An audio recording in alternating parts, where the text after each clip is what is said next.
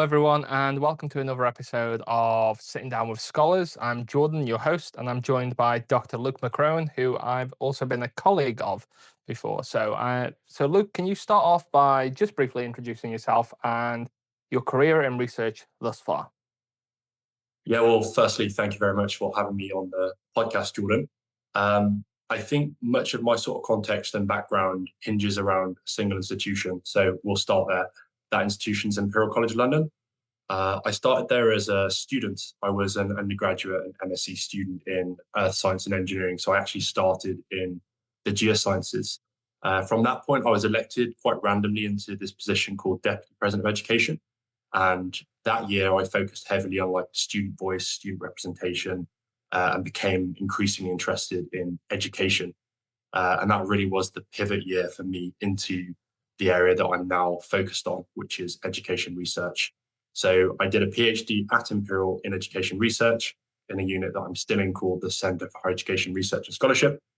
And I'm now 5 years into a postdoc in the same unit.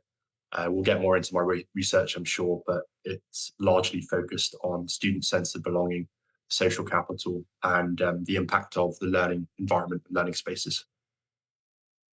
Okay, thank you very much, Luke, for sharing that. And like you say, we will definitely go more into detail of your general academic experience as well as your research.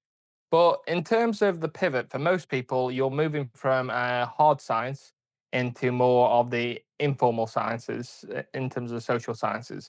So, what drove you firstly down your original trajectory and what drove the pivot? Yeah, that's a really good question.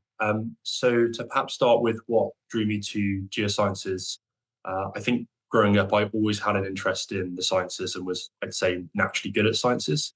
And thanks to sort of interest that was instilled in me by my parents, I also had like this huge interest in nature and the outdoors. So geology felt like a really good sort of degree to take. And I think there were at the time very good industry prospects too. In terms of what drew me away from geology towards like a more sort of social science field, I think it was a combination of interest and opportunity. So I was, I think, even growing up, always interested in like social sciences, humanities. I used to read books on philosophy, all those sorts of things. So kind of leaning into an area that was a bit like softer science, to use the term, like felt quite natural. But also because of the opportunity of the year I did in the student union as deputy president of education, I worked quite closely with members of Imperial, including some members that were quite senior, on co-creating the learning and teaching strategy back in 2017. And there was so much sort of political and financial momentum behind that that I was actually offered the opportunity to do a PhD in education research in what was then conceived as CHERS, the Centre for Education Research and Scholarship. So I think, again, it was sort of a combination of long-standing interest in that area or in the social sciences, but also being like opportunistic given the circumstances. Okay. And I know from in terms of with anyone's academic journey, there's the pivotal people who shape your experiences, whether that be supportive individuals at home or individuals that you potentially have worked with. But in terms of thinking about it from, I suppose, breaking this into two levels, your historical experience in terms of the your family background and how they supported your journey. And then can you go through any individuals or staff members that you interacted as you went through who facilitated more your development? Yeah, absolutely. So I think worth noting that I'm someone who is like very close to my family and always have been. So naturally, the sort of family influence was always a big one and continues to be. And I think that came in the form of encouragement and support, particularly from parents, but also from siblings. I'm a first generation university student, so my parents didn't go to university. So whilst they, were great at supporting me in certain areas, I guess they didn't have the best impression of what university was like. So that was a journey that I had to sort of discover for myself. So first and foremost, most definitely family was a big source of sort of inspiration in starting that journey and going to university. Then there's been mentors since that I think are quite notable, both in kind of like the geosciences and also since in the education research area. So in the geosciences, just to give you an example, he's now a bit of a star academic, but Professor Chris Jackson was my MSc supervisor. He's someone who's very much in the limelight in the area of geoscience. And then I think in education research, one of the greater mentors and sources of influence has been Professor Martin Kingsbury, who was also my PhD supervisor. Just a couple of other notable names. Professor Simone Buitendijk.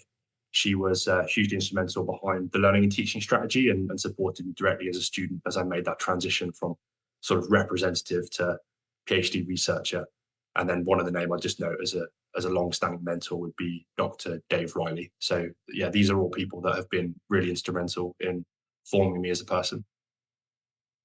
Okay, and in terms of how you viewed that experience, and particularly thinking around mentorship more generally, how would you say the characteristics that they bring in terms of both how they interacted with you and what they taught you about the broader disciplines that you were going into, whether, like you say, the more formal or informal sciences? Yeah, I think for them to have been good mentors, it requires obviously a level of empathy, and I think linked to that empathy is sort of, I guess, a sort of patience and a responsiveness to my interests. I strongly believe that individuals will have sort of innate interests that develop through time, and education institutions and teachers and mentors alike are play a huge role in kind of nurturing that potential. So I think they're all very empathetic individuals. They're all patient in responding to sort of what my interests were, and I think my PhD supervisor, thankfully, was a really good example of that. He really sort of steered me towards understanding what my interests exactly were. So yeah, I guess empathy, patience, and sort of just having that judgment to steer a person in the right direction, depending on what they're giving you in terms of their potential and interests. Okay, and in terms of, because from my perspective, I've done a lot with more the facilitator relationship and how that particular individuals shape someone's particular journey or experience.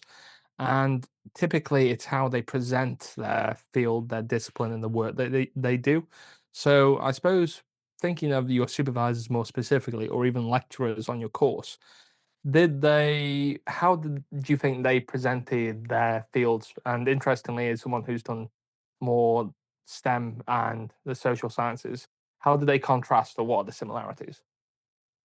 Yeah, that's a really good question. And now you make me reflect. It actually makes me realize that with two of my mentors, at least, that were in like the education research realm, they both came from STEM fields, which is really interesting.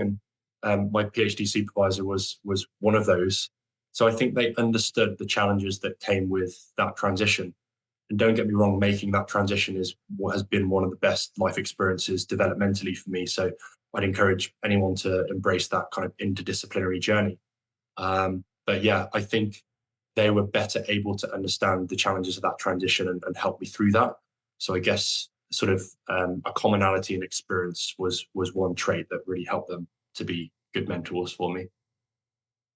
And thinking more now, moving away slightly from the mentorship side and moving on to more about you as an individual, Luke, is one of the things that I'm really interested in is someone's foundation, their heritage. And one of the things that I know we've talked about before at various different conferences that we both attended is how your experience, particularly in the language of academia, if you're a first generation student, how did you find that navigation? And I'm just going to pull up on the more the first gen side of that, because for anyone who might be listening who is first gen, that is something that you will navigate regardless of the stage of your academic study that you're pursuing. Yeah, I mean, based on previous conversations, Jordan, we both definitely share this area of interest. I think there were sort of opportunities and challenges to being a first generation student. And perhaps just to paint a little bit of a picture of what my school journey looked like, because I think that context is really important for the listener. I went to a state secondary school, and I think that was a really good and useful experience for me because it exposed me to different subgroups of people, maybe more sort of worldly wise, for lack of a better term. It was then through academic merit at that school that I got into a sixth form that was a little bit more academic and a little bit more like a place like Imperial. So I think I was better prepared for Imperial than I could have otherwise been, and I'm very fortunate to have had those 2 years. But of course, I think coming to a place like Imperial, you're soon surrounded by people that have sort of different backgrounds, different knowledge, different behaviors to yourself. And I think if we were to sort of encompass this in a single concept that I'm now interested in my current research, which is social capital, we think about how different social capitals can predispose different individuals to go into different sectors and areas. And if I look back, I think perhaps the thing that held me back was my ability to learn these behaviors, learn these mindsets, form these networks as quickly as some of these other people. And of course, I can't blame myself for that. That's just a function merely of my background. Um, but I think just linking this to students now coming to university, perhaps from more disadvantaged or less fortunate backgrounds, the quicker we can help accelerate that kind of social capital formation, help them form that sort of implicit knowledge of how things work and how they can navigate those structures, I think the better. So yeah, I think that'll be a summary of my challenges coming in as a first generation student. And of course, you get typical social challenges of mixing with people that aren't like you. But yeah, that's sooner a skill that you acquire. Yeah, it's always interested me because I know when we've had conversations before, and I know from my own personal perspective on this with the pre-university students, is often when we think about outreach, particularly when as someone who's taught at college level, when we present our proposals for outreach, those are the primary group that we're working with, or it's that you're doing a week here, you're doing a couple of days there to really support that student experience of giving a brief interaction with the disciplines. But one of the things that I find that is always a bit of a challenge or a barrier is we don't necessarily present that pre-university experience to students through their various school age, whether that be primary, high school, often enough in the subjects that they experience. And that I think is a crying shame. Yeah, it really is. And I think one thing I've learned having spoken at this point to hundreds of students in individual interviews is that they're all coming in with vastly different starting points. And that's not just within the UK context. Of course, Imperial admits, international students from vastly different cultures. They engage with different further education systems. And I think that's just a challenging reality that we have to grapple with as universities. But the most important thing is to be aware of that and to build in sort of flexibility and personalization that allows us to cater for, different students with different backgrounds and challenges. So yeah, it's a fascinating challenge. And it's one that, yeah, I'm gradually chipping away at, I guess. Definitely. Well, certainly, like you say, I think any work that gets done in these areas, I think, can only be an advantage, regardless of what area they focus on, whether that's primary, secondary, college, or the university experience for international students, which are another group that is a completely different cohort. So, Yeah. moving past your personal experience. Often we also are shaped by different things that we interact with outside of working in education. So, this on the scholar's bookshelf, what is that one book that you think has fundamentally shaped your path? Yeah, I love this question, and I might have noted or sort of hinted at earlier that I'm someone who hugely believes in interdisciplinarity and bringing diverse perspectives together. That's like a big part of my brand, I guess, as a person. And the one book that I think like concretized a lot of these ideas for me was a book called Range, written by an author called David Epstein. And the subtitle is How Generalists Thrive in a Specialist World. And I think, yeah, this book really talks about how careers can often be sort of better, um, or I guess they can benefit from individuals having multiple experiences in multiple sectors and areas and trying to sort of bring together and weave together those different perspectives and experiences. So I've kind of butchered the summary of the book, but that's pretty much the premise. And I think when I read that about 5 or 6 years ago, it really resonated and confirmed a lot of what I already believed. So yeah, great book. I'd highly recommend. And just picking up on the more the title than anything else, in terms of the generalist approach and being someone who's interdisciplinary yourself, and what do you see as the benefit for having an interdisciplinary focus when you're navigating your own academic journey or advising someone on how to pursue their own education experience. And just to caveat that, I would say my advice has always been when speaking to students on reflection of my own experience to pursue more of a generalist undergrad and progressively specialize rather than what is often the case. Really enjoying a subject, so you specialize very early on, then you try to generalize after the fact. Mm.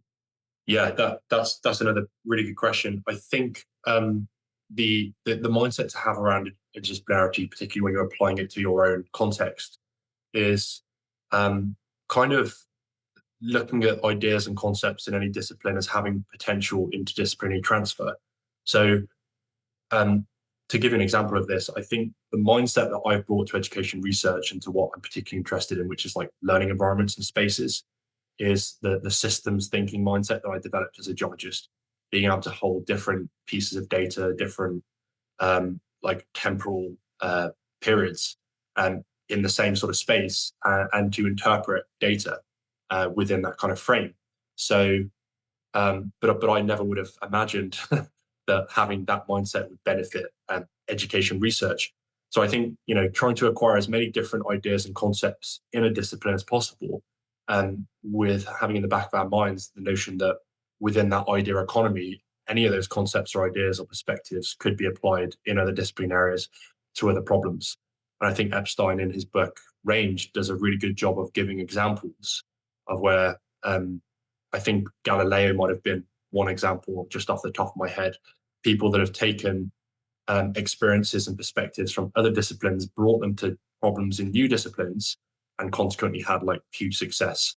So that's kind of the mindset that I encourage like all people that are interested in interdisciplinarity to be in. Yeah. More about your current work and getting to know that a bit better is what really excites you about your current area of research or current stage of your career? Hmm.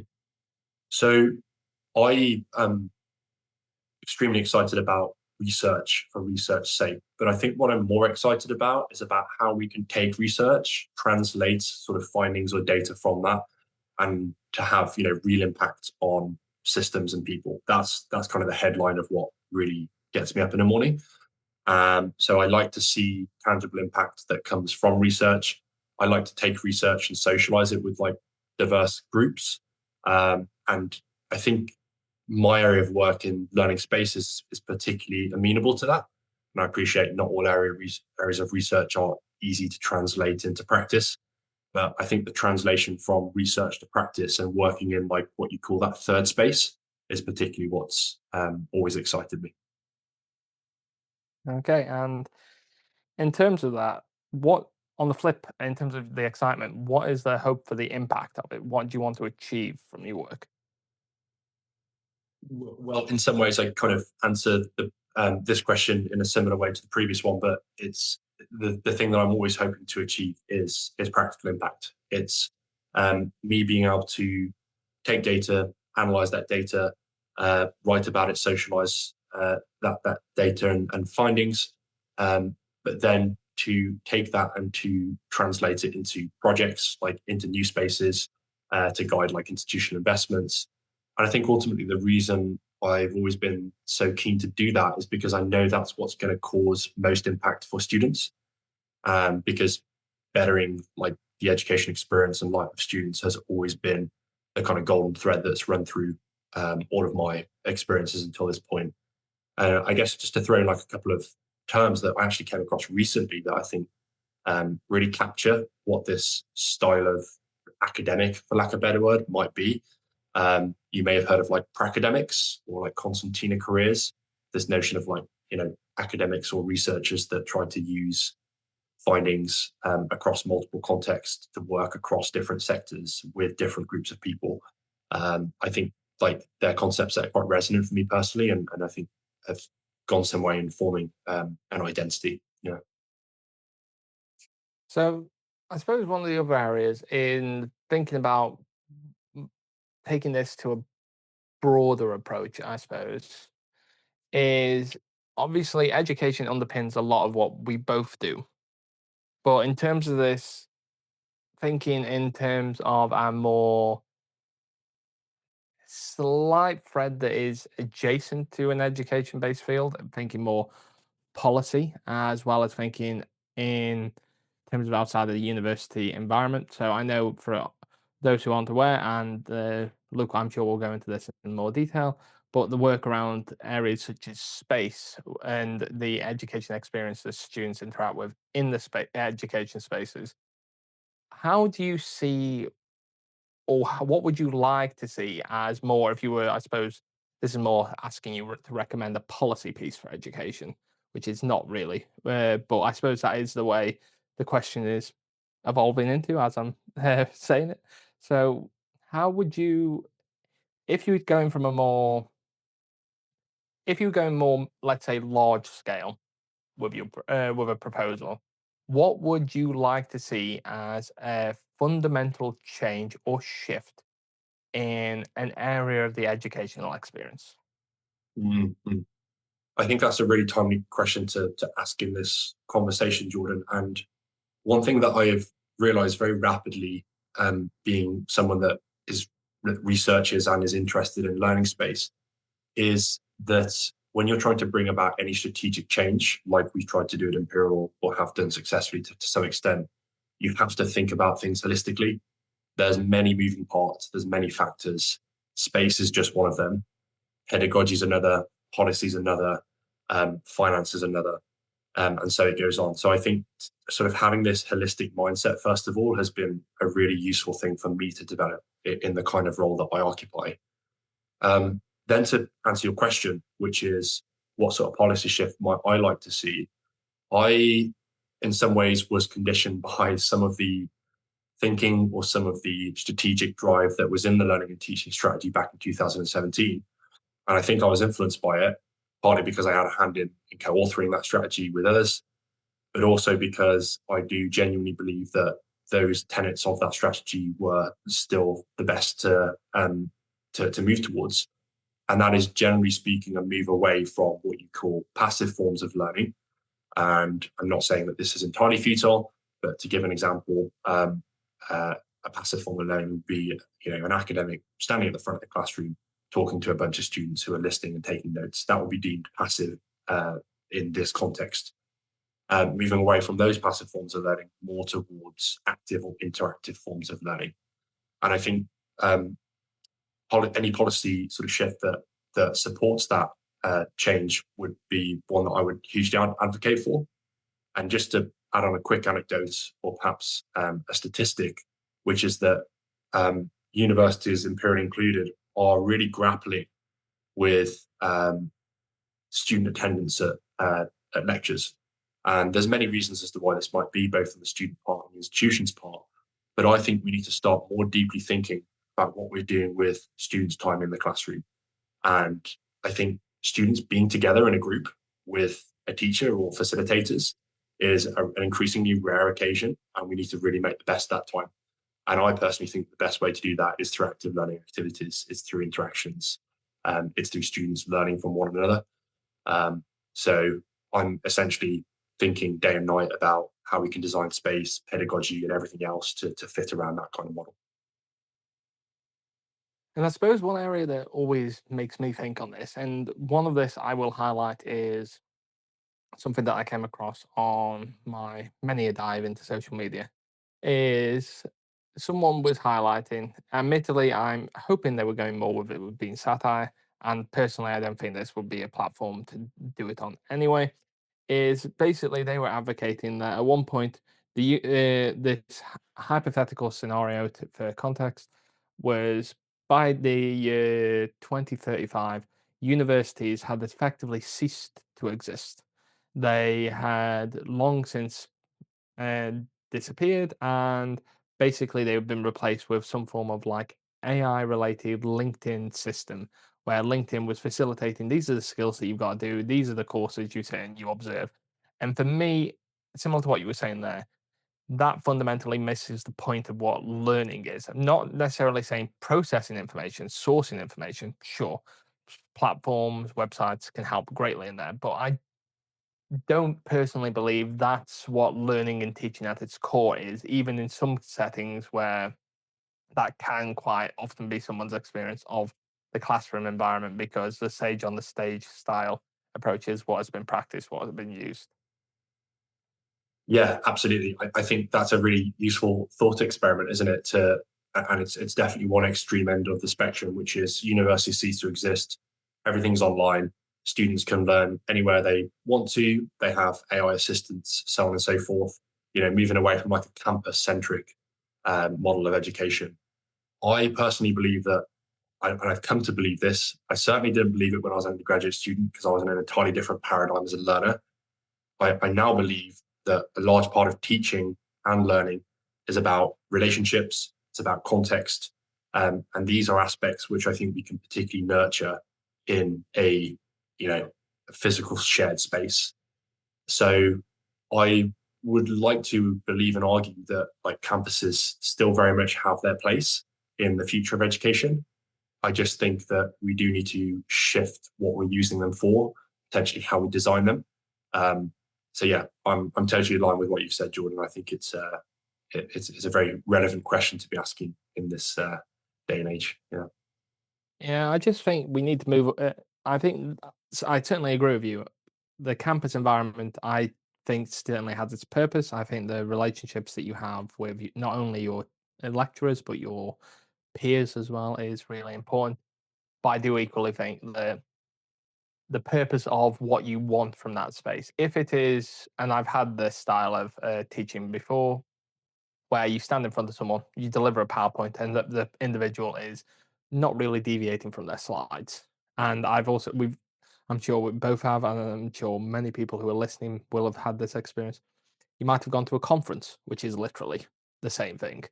And to that degree, that's where the individual uses the space, and equally, I think how the organizational structure facilitates that relationship that the individual feels they can deviate from that, because I think that's often viewed as, well, you can't, we're expecting you to do a lecture, we booked a lecture theatre, this is the environment you've got. Well, maybe that needs to change. Maybe the lecture theatres need to be given up for other things, and we need to build more alternative buildings, or use the resources that are already there that may be underutilized. absolutely. That's for me. That's a huge timetabling challenge, and I think what you also alluded to there is teacher incentives and how. And I guess this really encroaches on part of what my PhD supervisor's kind of unit called the Education Development Unit really focuses on, and that's education development, academic development. How can we certify teachers or researchers in the university to be more engaged in like education innovation? So there's a lot on like the teacher education developer side, which really plays into this, and that's why I said earlier that this is a very Mhm. holistic issue. um, I also think we're in increasingly, and you'll know this as a content creator, we're increasingly in an age of attention scarcity, and we're in some ways competing for students' attention with corporations, frankly. So how can we create policy? How can we create practice and pedagogy that really honors that point and um, does its best to engage students meaningfully? So yeah, that's the challenge that I think we have in our hands. Yeah, I think, like you say, even as someone with, I'm not saying no online academic presence, but with a smaller presence than some, the problem is sensationalism is the main thing that grabs people's attention, and that unfortunately is what a lot of educational content is boring. Not necessarily from if you're interested in it, but it's boring certainly from a video that's going to make you laugh is going to engage you far longer than something telling you about the ins and outs of educational theory, no matter how interested you are on that, because you've got to persist with it. And equally, a lot of the cases you can have is what people expect from a 3 minute video. They want all the answers in 3 minutes, which best communicators I've ever met. Summarizing a body of work in 3 minutes, yes, it's potentially doable, but summarizing absolutely every element and facet of it, yeah, you just can't do it. And people have got to be prepared to either wait, engage with that. If they want videos, they can engage with videos in that style. but they can't expect every video to have absolutely all the answer. They might have to go to another or another or another. And Yeah. hopefully that's what they keep doing rather than engage with one, don't like the answer they've got, and then never engage with that ever again, which Mm. does happen. But thinking about, we've danced around this question, and part of this is possibly already been answered by both of us to some degree. But what's a question that keeps you up about your field at night? Um, I think with all this knowledge, with all this that we're talking about, knowing that things could be better. I mean, it has to be said, but and this is to not to slag off universities, but changing universities is often snail pace. But with all this said, the thing that really keeps me up is how we can actually like better enhance the learning experience. Um, I was sitting in 3 hour lectures back in undergrad as a geologist, and it's questionable how much I actually took in. I mean, it's a great way to introduce content, but you were just talking there about social media using 3 minute videos, which I think is smart. Um, so I think to myself, students have this classroom time, they have um, this increasingly valuable time with each other and with teachers. Like, how can we make the best of it? I think that's the problem I grapple with, and then everything else that is designed around that, be it the space or policy or pedagogy, kind of stems from that. And the more I think about it, the reason I think sort of active and interactive forms of learning um, might help us in this very tricky, complex context we find ourselves in, especially in the age of social media, is if you're in conversation with someone like you and I, whether that's with a group of other students or in a pair in a classroom or with a facilitator, you're invariably engaged in that conversation. I'm not necessarily saying learning will result, but I'm saying you'll be more engaged if you're sat there trying to, keep off your phone and listen to a lecture at the front. So I think when it comes to pure engagement, like interaction is a really powerful tool. And I've obviously observed classes, so interactive classes, where students are disengaged and they're on their phone or they're not engaging.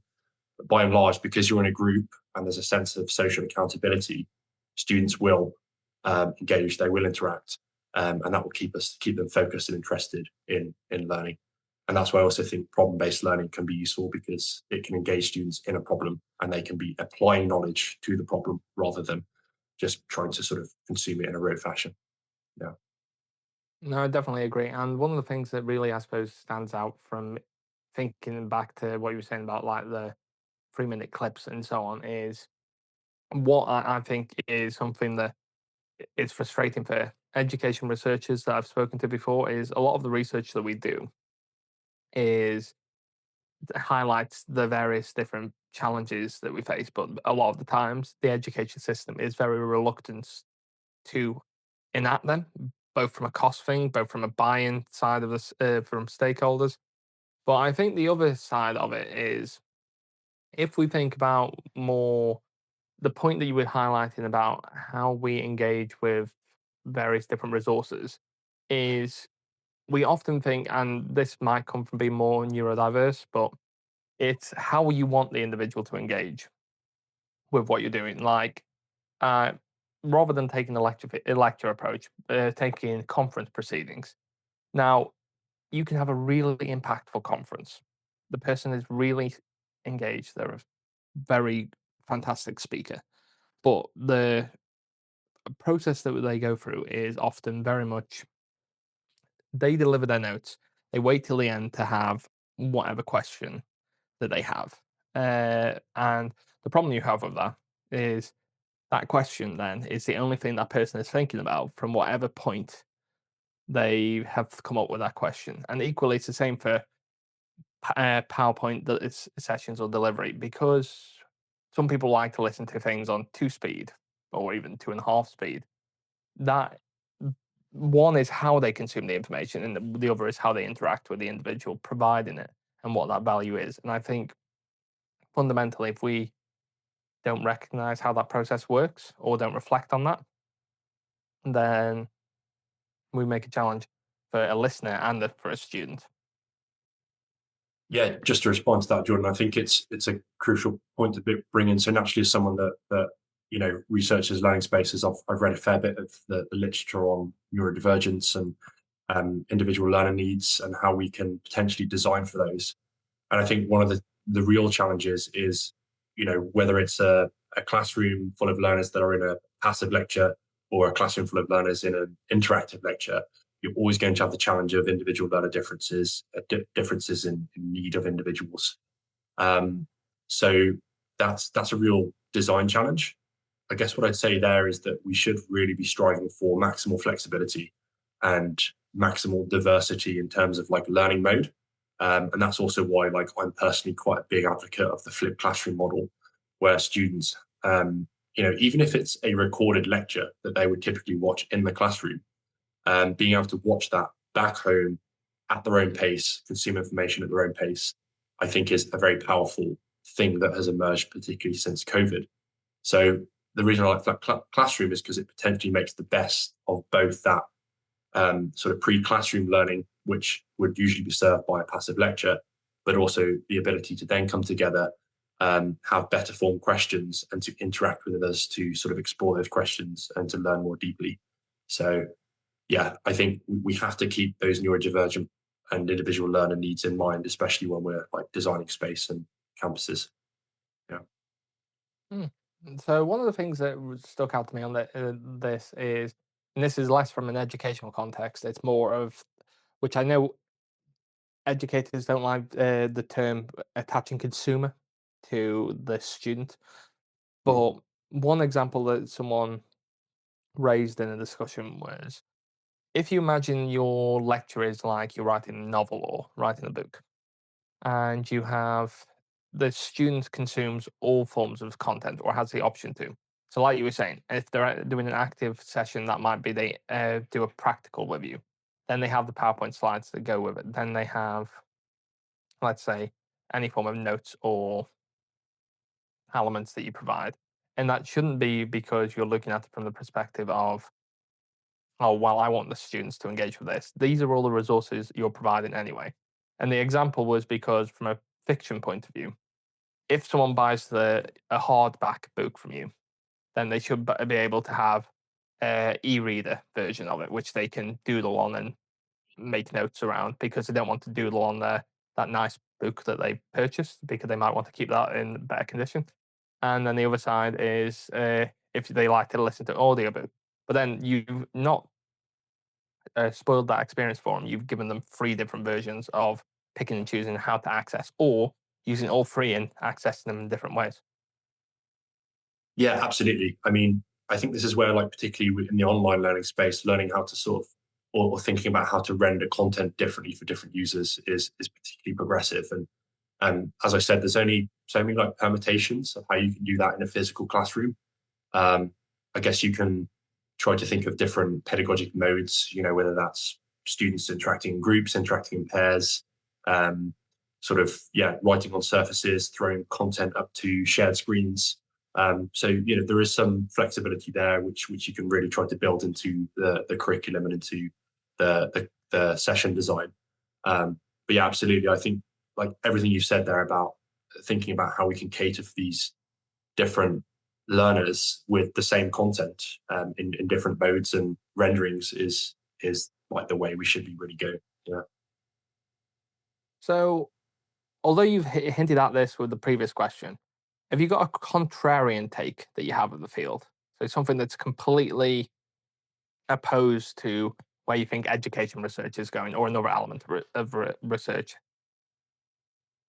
Um, hmm. I think like it's perhaps beyond education research. It's just research full stop. But I think my biggest contrarian take is what I noted earlier, which is I think research for research's sake like isn't terribly valuable.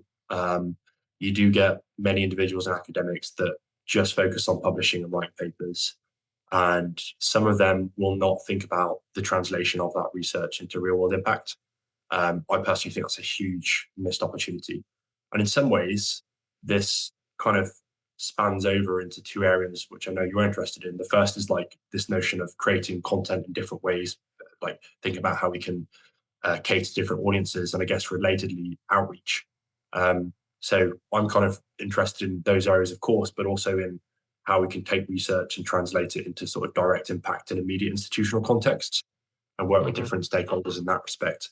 So that's, I guess, my contrarian take. Some academics might disagree that, research sake is fine and has its own contributions, but I think we should have a very firm lens of how can we translate this research into impact in different areas. So I suppose one of the things, and this leads into what will be my next question, but I'm going to rehash this into a different format. Normally, I'd ask you, how would you spend unlimited resources between what I class as three pillars of outreach, teaching, and research? But based on the discussion we're having, it sounds very much like you're of a similar view. Those three are not three pillars; they are three fundamental elements of something.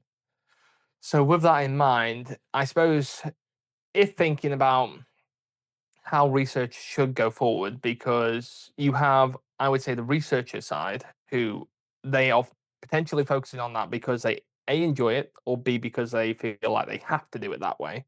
And the system itself, in terms of how it facilitates that, because often promotion is, for anyone listening, is thinking more from the promotion side of, if I publish papers, I've got more probability of getting employed for the postdoc, for the fellowship, for the professorship.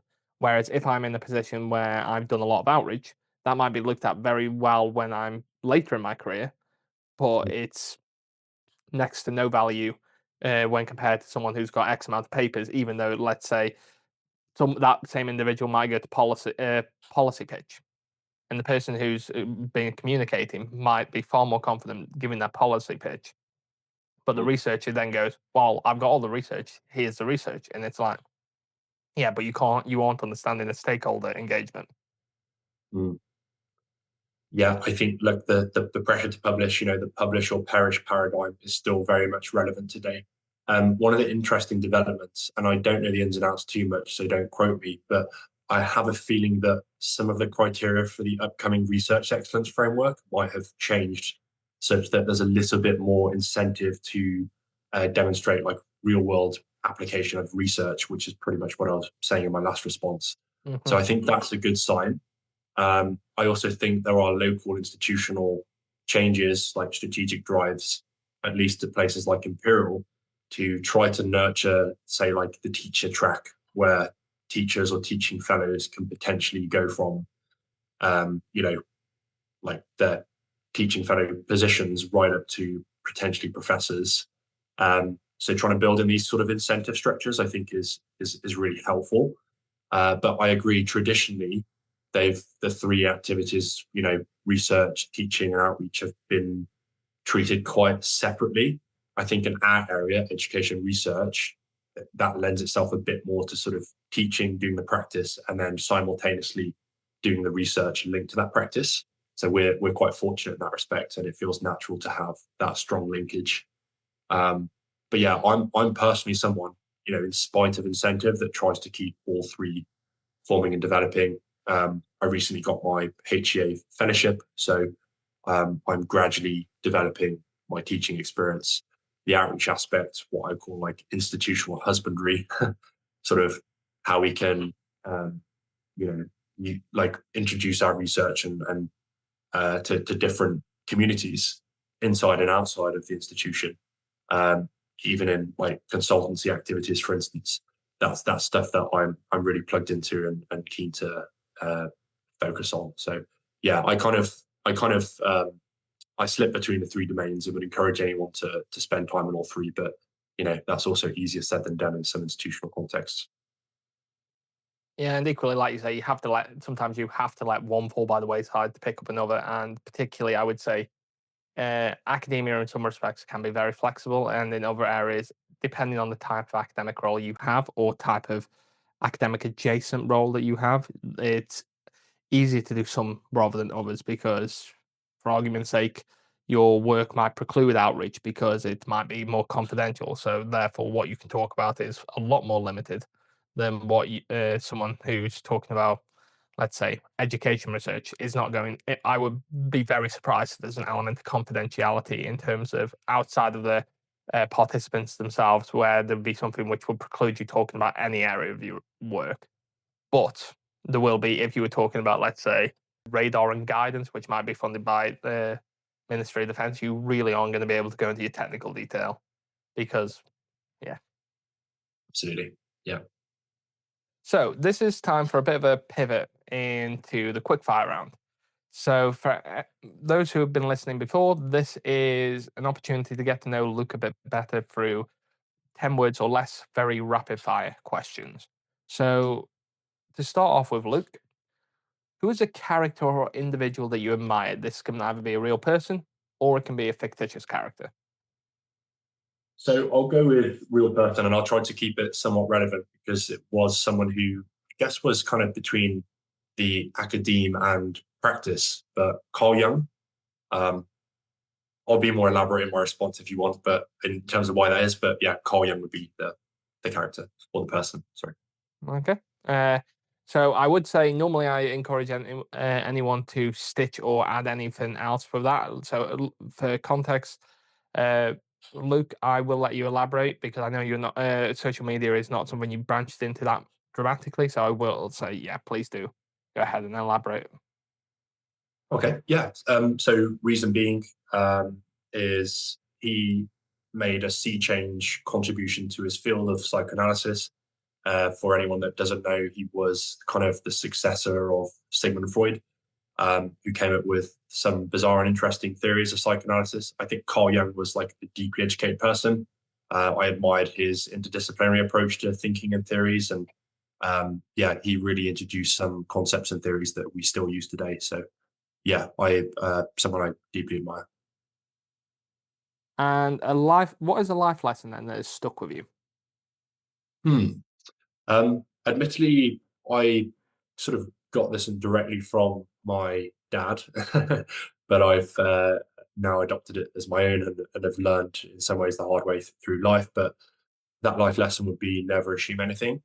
I think we should always be careful of making assumptions in all contexts about people, about things. We should always try to get to the source of truth as best as we can, and never just operate an assumption. So yeah, I think never assume would be the life lesson there. Okay. A subject at school that you had previously dismissed but you wished you explored more. Hmm. So for whatever reason, there was kind of a binary split in school between history and geography, and I always gravitated naturally towards geography. I ended up doing a geology degree after all, but I definitely wish I would have paid more attention to history. I think there's a great deal to learn from history in general. So I think that's a subject I wish I would have focused more on in school. Okay. And what is the most recent book you've read? And as an academic, I always try to get academic guests to go towards something that is either fiction or if it's non-fiction, it's not in their academic field. Mm. I've read a couple of fiction books recently, but I'll tell you the most recent one, which was non-fiction, and it's called The Element: How Finding Your Passion Changes Everything. So I really like it for a number of reasons, but partly the author discusses about the current design of the school system and about how it's perhaps failing in nurturing kids' creative potential, and really helping them to connect to what they find meaningful or what perhaps lends itself to their innate competencies. I'll just quickly say that I look at someone like my younger brother who didn't take the academic route like I did, and school really sort of wasn't for him, and he wasn't for school. However, I would argue he is a very intelligent person. He is smart in other ways, including practically. So I think in some ways, unfortunately, school kind of failed him a bit. And thinking about how we can design a school system, a curriculum that better nurtures people's potential is something that we should be talking more about, and that this book does touch upon that quite heavily. Okay. And if you had a theme song, what would it be? So I'm just going to go with a song from one of my favorite bands, "Roll Away Your Stone" by Mumford and Sons. I think the meaning of the lyrics is like they're quite biblical. Not that I'm religious, but it's a lot about rebirth and renewal. So very deep stuff. But yeah, I think that would probably be the theme song of my life so far. Okay. And your favorite thing about your academic journey? Um, by far, the conversations with mentors and people, even conversations like this, because research is a lot about independent thinking and reading and writing, but then you kind of connect that with others and you speak with others, so you get their perspectives. And I find just ideas evolve so much in those conversations. So whether that's conversations I've had with my PhD supervisor, conversations with people like yourself at conferences, conversations with colleagues in the office, I genuinely just think conversations with others and those collaborations have been my favorite thing about the journey so far. Okay, and on the flip of that, your in the worst experience. Many people at our stage might have experienced this, but I think the sort of contract uncertainty that can be quite rife and common with the phase of being a postdoc. I've experienced contract uncertainty, like job uncertainty, a few times now, and I'm not pointing the finger and blaming anyone. It's just merely a function of finance and the system. But I think in those periods of uncertainty, you obviously do question yourself, you question what you want to do with your life. Um, so yeah, I think that's been the worst aspect of my academic experience so far. And how would you like to be seen by other people? I guess you've possibly gathered it so far from like my sort of mindset and the way I've approached things, but just someone who like kind of broke the mold and like critiqued the status quo, like looked at things differently, thought differently. Um, and it's tricky to trace where that mindset comes from for me, but um, I think I would encourage anyone to have that sort of mindset, to look critically at things, to question, to not always just take the status quo at face value, because I think that's when we can really come up with the best ideas and potential solutions for problems that maybe we're not even aware of. Okay. And outside of that, if you were to pick an entirely new field of study, I will caveat not to go back to your previous field of study. What would that be? Yeah, this is a really good question. It got me thinking a bit, but actually the answer's clearer cut than I thought. It would probably be medicine. Mm, I'm someone who's naturally, even to this day, interested in medicine, interested in like human health. So I probably would have just done a conventional medical degree and seen where that would have taken me in terms of specialty. Yeah, I will say, just as a pause before the next question, the amount of academics that I've spoken to recently who highlight going into the arts, even if they've got very specialized yeah, disciplinary interest, is surprising. But medicine is definitely a new one, which would be more expected. But yeah, I was half expecting whether you were going to keep the train going, which was going into the arts. But yeah, yeah, yeah. I mean, something like philosophy would have been another, like maybe a second option. That mhm. still fascinates me. So yeah, I'm not surprised to hit arts as a common. So if you were giving any advice to a student who was just about to start out, what would that be? Hmm. Unfortunately, I think because of the way assessment is in both the school system, further education system, university system, it can inadvertently breed perfectionism in students. And I would encourage students to do everything in their power to get away from a perfectionistic mindset, because I don't think it's terribly conducive to sort of embracing risk, embracing failure, which are terribly important things in any walk of life. So my advice would be do your best now to start becoming less perfectionistic and to embrace messiness, to try new things, to experiment with new ideas and to be brave. Yeah, Okay, and these are very rapid fire versions, even outside of the 10 words or less. So this is just one or the other. So, morning person or a night owl? definitely a night out. Deep dive or broad strokes? I think we've discussed interdisciplinarity quite a lot. It has to be broad strokes and Collaborative or solo? definitely collaborative. Field work or lab work? As an ex-geologist, still interested in geology, definitely feel worth And teaching or mentoring? mentoring for me. Okay. And as a little plus one, this you can take a bit broader. If they were to make a movie about your research or your academic journey, who would you get to play you, or who would you want to play you? And what would the title of the movie of your life be? Yeah, so I think the title would be The Spaces in Between.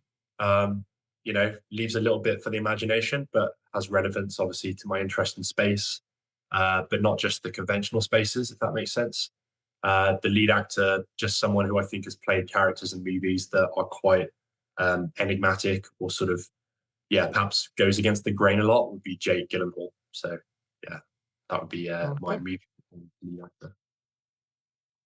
And this is more thinking about the areas that the unexpected areas that frequently pop up in someone's academic journey. And these are not areas that you are restricted to any form of word count. So we're getting rid of the assignment period and we're going into more free thinking space. Mm. So, what is the most unexpected turn that your academic journey has taken?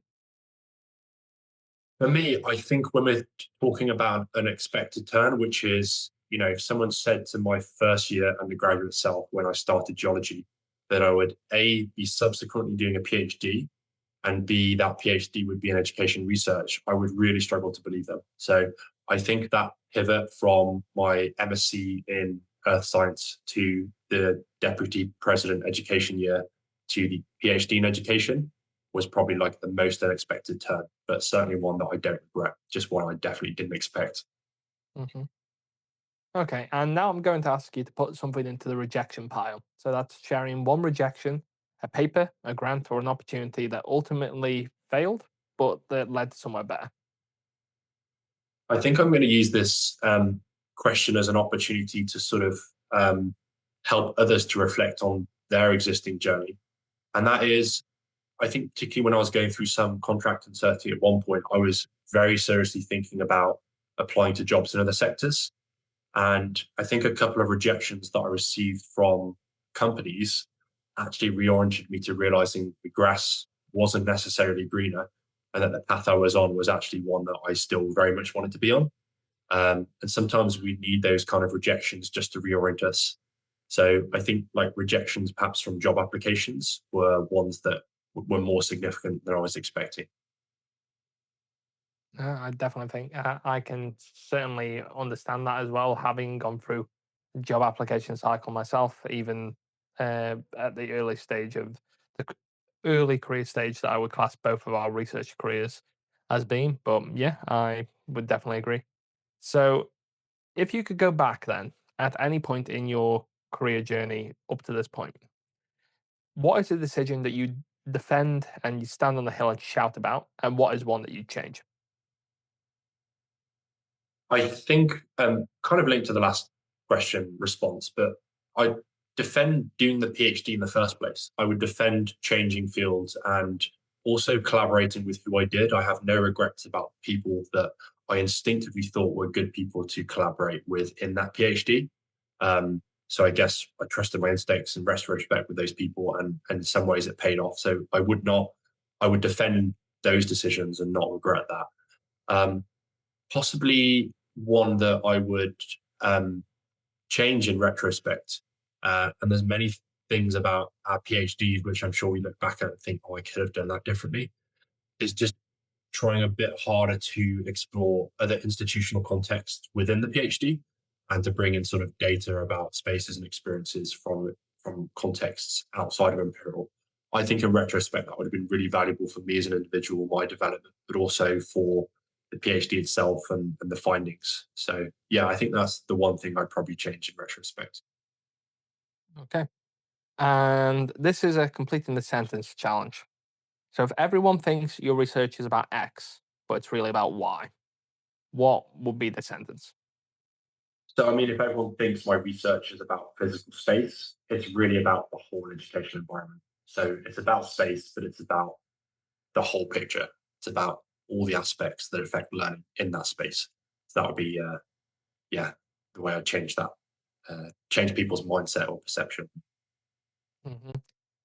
No, and like you say, I think equally most people would, as we've spoken about before, a lot of people don't view the online space as a learning space. They treat it more as a intera- interaction tool, which is what space, from my understanding of it, is meant to be. But most people view space as the physical room that the classroom is in, or they don't even go as far as the setup of the room, the displays, and so on. No, certainly. Yeah, no, I think just to quickly add to that, I think the online learning space is as important space as the physical, and both have cognitive spaces or associated or cognitive experiences in their own right. So it's a space that we should consider within the same conversation as physical space. You know, they should be considered holistically, in my opinion. Absolutely. Okay. And look, as we get towards the final section of this podcast, what I want you to think about is closing by looking forward. So these are going forward in what you're either viewing as your academic journey, wherever you're going to end up, and equally thinking both professionally and academically. So, first of all, is I want to start by asking you what question would you ask the next content educator about their research and or their content impact. The only thing I will highlight is the person is in STEM. That is the only bit of a note that I can provide you with. They are also on social media, so you take that however you want to go. Hmm. Okay, well, despite them being in STEM, I still think that the downstream effect of their research would potentially still influence people at some point. So, my question might be if a single person changed how they thought or acted because of your work or your research, what would you hope that change looked like? So, that would be my, and that also encourages them to think about, yeah, the sort of the translation of their research and perhaps a little bit about their audience. Yeah. Okay. And the question from my previous guest who left you with what do you hope your work will actually achieve? Um, I mean, a lot of my work aims to like, as I said earlier, to challenge much of the status quo. So I want to ideally sort of send very productive shockwaves across at first UK universities. I want to urge members of those universities to really rethink how and where their students are learning and to begin designing policy and infrastructure to respond to that. So yeah, that's sort of the scale of impact that I'd love to achieve. I know that's really ambitious, but I think those sorts of changes will make UK university stronger. It will make the UK in general stronger, which I think would be a nice outcome.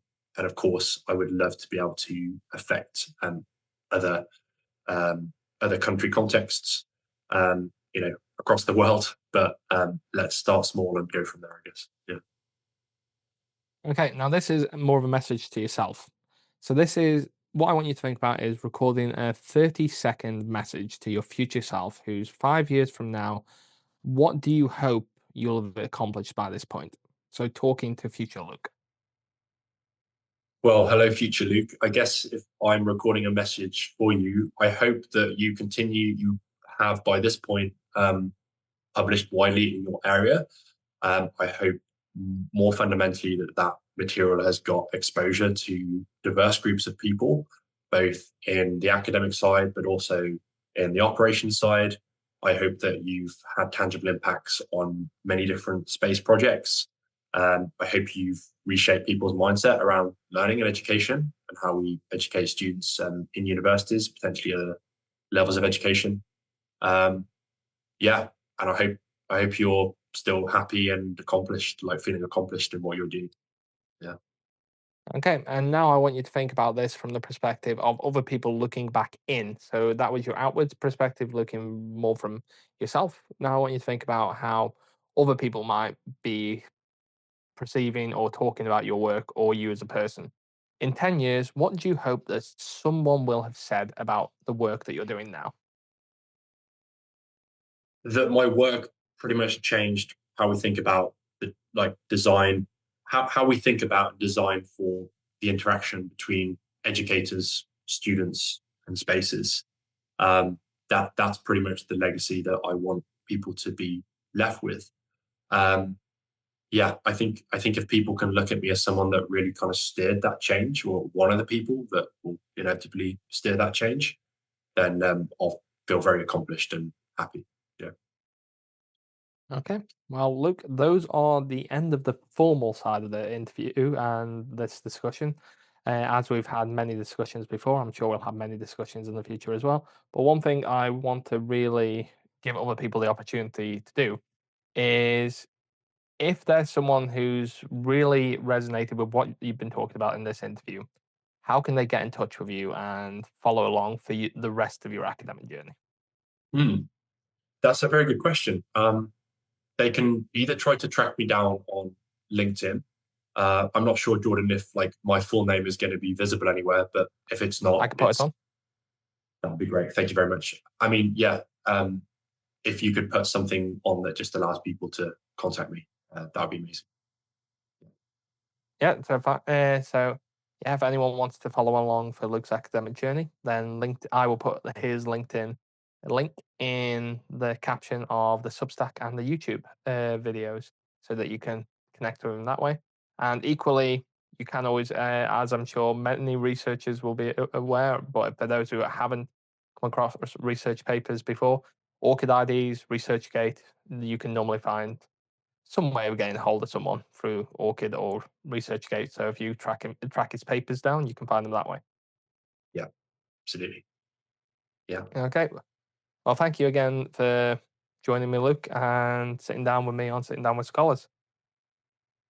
Thank you very much, Jordan. And just wanted to say, yeah, it's amazing you're giving scholars and researchers this platform. So, yeah, really appreciate you having me on today.